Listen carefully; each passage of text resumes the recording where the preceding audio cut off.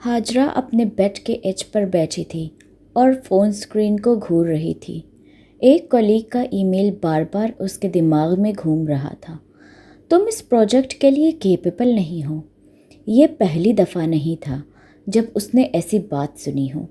Criticism, चाहे दूसरों से या अपने माइंड से, हमेशा कॉम्प्लीमेंट से ज़्यादा लाउड लगता है।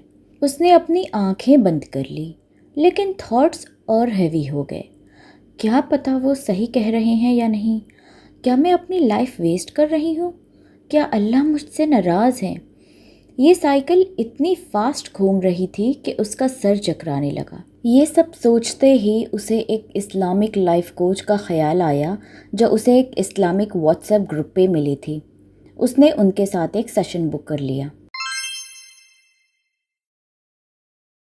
अगले दिन हाजरा ने उस इस्लामिक लाइफ कोच के साथ एक मीटिंग ज्वाइन करी।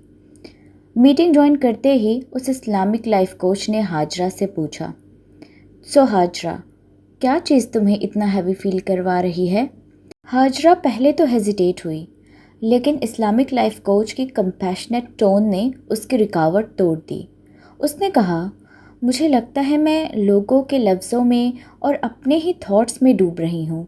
हर मिस्टेक, हर क्रिटिसिज्म को ओवर थिंक करती हूँ।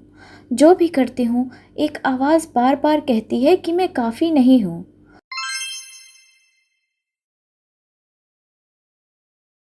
लाइफ कोच ने अपनी डेस्क से एक नोटबुक उठाई और खोली। उसने हाजरा की तरफ देखते हुए धीरे से कुछ वर्ड्स पढ़े। मेरे दुश्मन मेरा कुछ नहीं कर सकते। मेरी जन्नत मेरे दिल में है और मैं जहाँ भी जाऊँ ये मेरे साथ जाती है। अगर वो मुझे क़ैद कर देंगे तो मुझे मेरे रब के साथ उनकी इबादत करने के लिए अकेलापन मिल जाएगा। मुझे कत्ल कर देंगे तो शहादत होगी और मुझे जिला वतन कर देंगे तो ये मेरे लिए एक रूहानी सफ़र बन जाएगा। ये वर्ड्स थे शेखुल इस्लाम इब्न तैमिया के। हाजरा ध्यान से सुनती रही, लेकिन कंफ्यूज थी। जन्नत मेरे दिल में है, ये मेरे लिए क्या मतलब रखता है? लाइफ कोच उसकी कन्फ्यूजन समझ गई और फिर मुस्कुराते हुए उससे कहा, देखो हाजरा, इब्न तैमिया के एनिमीज़ थे। उन्हें प्रिजन का सामना करना पड़ा। जलावतनी का भी ख़तरा था, हत्ता के मौत का भी ख़तरा था, लेकिन उन्होंने एक ऐसी चीज़ डिस्कवर की जो बहुत ही लिबरेटिंग यानी आज़ादी देने वाला था। उनका सुकून अनटचेबल था क्योंकि वो अल्लाह से आता था। उनकी जन्नत लोगों के हाथ में नहीं थी, वो उनके दिल में थी, उनके रब के कनेक्शन में थी। थोड़ी देर रुककर लाइफ कोच ने फिर कहा, आप दूसरों के लफ्ज़ों को और अपने नेगेटिव थॉट्स को अपने ऊपर पावर दे रही हैं, लेकिन असल सच ये है कि जब आपका दिल अल्लाह से बेतहाशा जुड़ा हो और बेतहाशा तवक्कुल और ईमान हो तो कभी भी दूसरों के जजमेंट्स में आप कैद नहीं होते। कोई आपका सुकून छीन नहीं सकता जब तक कि आप खुद उन्हें परमिशन ना दे दें।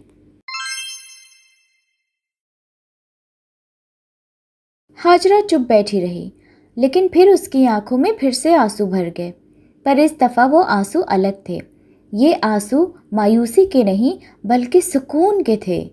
महीनों से वो अपने थॉट्स को थॉट से ही फाइट कर रही थी, जैसे अंधेरे से लड़ रही हो। लेकिन अब उसे समझ आ गया था कि उसे फाइट करने की ज़रूरत ही नहीं, उसे बस अपने दिल को किसी और जगह जोड़ने की ज़रूरत है। लाइफ कोच उसके करीब हो गई। उसकी आवाज़ बहुत सॉफ्ट थी और उसने कहा, जब भी नेगेटिव आवाज़ आपके दिमाग में गूंजती है तो अपने आप को रिमाइंड करें कि मेरी जन्नत अल्लाह के साथ है, मेरे दिल में है, कोई उसे टच नहीं कर सकता। यही इस्लामिक साइकोलॉजी है, माइंड को ट्रेन करना बाय रीओरिएंटिंग योर हार्ट। ज़िक्र, नमाज, तफक्कुर, जर्नलिंग, इबादत, ये सारी चीज़ें वो टूल्स हैं या वो पानी हैं जो आपके दिल और दिमाग की सरजमीन को मजबूत करती हैं, ताकि कोई भी नेगेटिव बातें, नेगेटिव ख्याल, लोगों के जजमेंट्स उस ज़मीन पर तूफ़ान ना ला सकें। لائف کوچ سے میٹنگ کے بعد اس رات ہاجرہ اپنے کمرے میں گئی اور عشاء پڑھنے لگی۔ جب وہ سجدے میں گئی تو یوزول سے زیادہ دیر تک تھی۔ اس نے اپنا ماتھا سجدے میں رکھ کر کہا، یا اللہ، میرا دل ایسا باغ بنا دے جسے کوئی بھی تھاٹ، کوئی بھی ججمنٹ ڈسٹروائے نہ کر سکے۔ مجھے اپنے ساتھ جوڑ کر رکھ، لوگوں کے لفظوں کے ساتھ نہیں۔ میرا سکون صرف آپ میں رہے، لوگوں کی باتوں میں نہیں۔ اور پھر اس نے ابن تیمیہ کے لفظ ریپیٹ کیے، میرے دشمن میرے کیا کر لیں گے، میری جنت میرے دل میں ہے۔ اگر آپ بھی نیگیٹو تھاٹ سے پریشان ہیں تو آپ بھی اپنے ہر نیگیٹو خیال کو ایک پازیٹیو خیال سے بدل دیں، اور پھر اس بدلے ہوئے تھاٹ کو اپنے ساتھ رکھیں اور اسی کے ساتھ آگے بڑھیں۔ یاد رکھیں کہ آپ کا سکون خالق کے ساتھ ہے، خلق کے ساتھ نہیں۔